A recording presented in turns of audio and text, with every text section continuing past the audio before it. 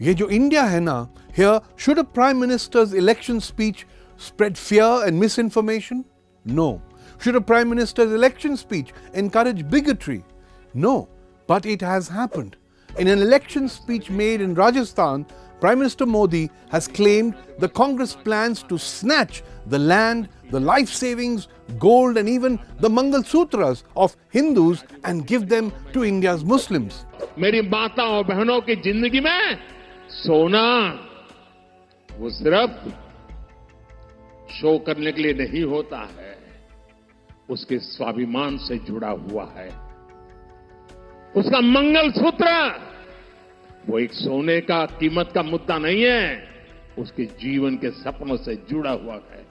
तुम उसे छीनने की बात कर रहे हो अपने मैनिफेस्टो में। Sadly, the Prime Minister also used communal slurs to describe India's Muslims as infiltrators, as ghuspaitiyas, and as that community whose members have too many children. ये संपत्ति इकट्ठी करके किसको बांटेंगे? जिनके ज्यादा बच्चे हैं उनको बांटेंगे, घुसपैठियों को बांटेंगे।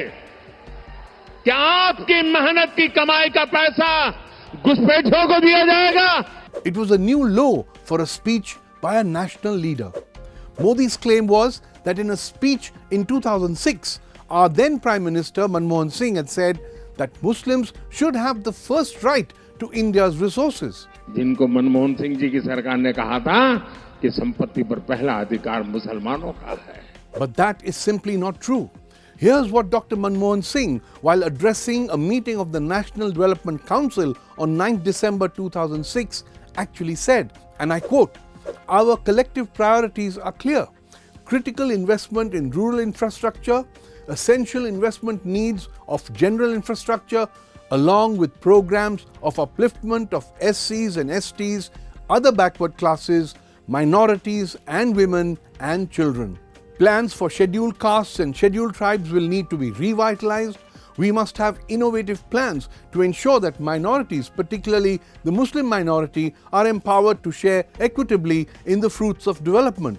They must have the first claim on resources." So, while Manmohan Singh was speaking about all of India's underprivileged and pointing out that no section among them should miss out on their share of the nation's resources, Modi's speechwriters chose only the last two lines, took them completely out of context and totally twisted their meaning. And it's not the first time the BJP has raised this false alarm. BJP spokespersons had cherry-picked and targeted Manmohan Singh's lines back in 2006 as well. In 2023 too, ahead of the Chhattisgarh Assembly elections, Modi referred to the same Manmohan Singh speech at an election rally, each time making the same false claim. This time, however, Manmohan Singh's words have been further twisted to fan fear and tar India's Muslims, firstly by raising the birth rate bogey. But the question is, are birth rates really linked to religion? No. Data shows far clearer linkages to poverty, to female literacy and female health. And that is why Bihar and UP have India's highest birth rates, while Karnataka and Kerala have the lowest. So don't the PM's speechwriters know this? Or do they routinely ignore data that is inconvenient? And here's another fun fact for the same speechwriters. India has been home to crores of Muslims for centuries. So why the repeated use of this false claim of Muslims being ghuspaits who infiltrated into India? Why this need to insult an entire community? Why this repeated need to suggest that India's Muslims do not belong here? Why the need to imply that equal opportunity and equal access to the country's resources is not for India's Muslims, for them to be thought of as second-class citizens? Why this need to seek Hindu votes by creating a fear about Muslims based on false claims? And why the need for India's Prime Minister to say any of this? After all, he is supposed to represent every Indian.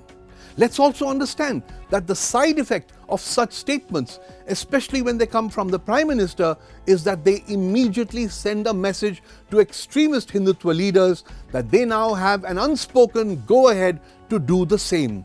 One can only hope that that doesn't happen in the weeks ahead. ये जो India है ना, It is the world's biggest democracy. Let's not forget what that is really supposed to mean.